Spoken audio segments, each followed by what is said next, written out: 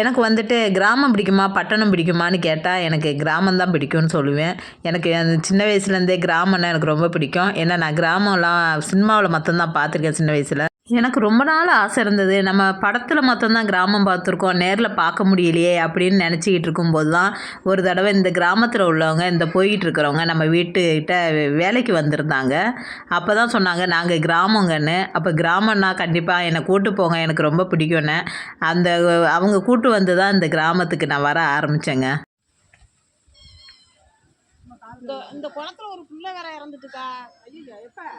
அது இறந்து இப்போ ஒரு 3 வருஷம் இருக்கும். அந்த வீட்டு புள்ள பையன், அழகு பையன். மாமா அதுக்குள்ள நிக்க கூடாது, வழுக்கும். வழுக்காது. கீழே இறங்குறீங்களா?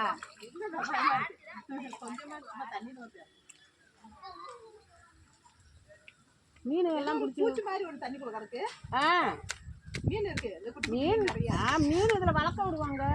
அது இந்த வாய்க்கால வர தண்ணி எல்லாமே இது இதாயிரும். நீங்க இந்த வெயில் காலத்துக்குலாம் நாங்க இங்கதான் 100 நாள் வள. ஏக்கா என்னது இது? மீனா பிடிக்கிற? வரந்த நான் வீட்டுக்கு போறேன்.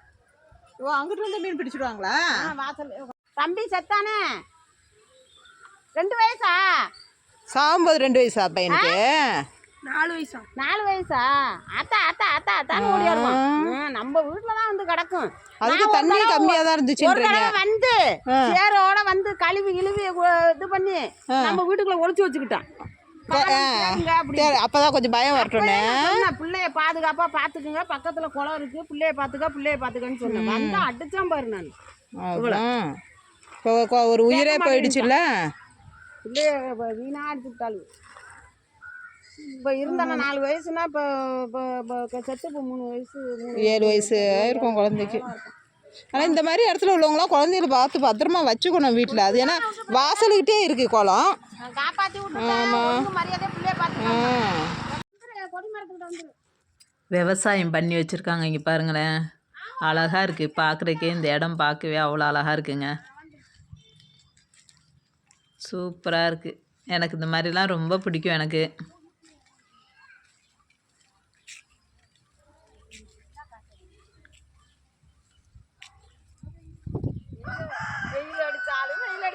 ஆமாம், வெயில் அடித்தாலும் உண்மையை நீங்கள் சொல்கிற மாதிரி வேர்க்கிற நேரம் வேர்க்குதுன்றோம். குளிர் அடித்தாலும் தாங்க முடிய மாட்டேங்குது. மழை பெஞ்சாலும் அதே மாதிரி இருக்குது. செல்வம்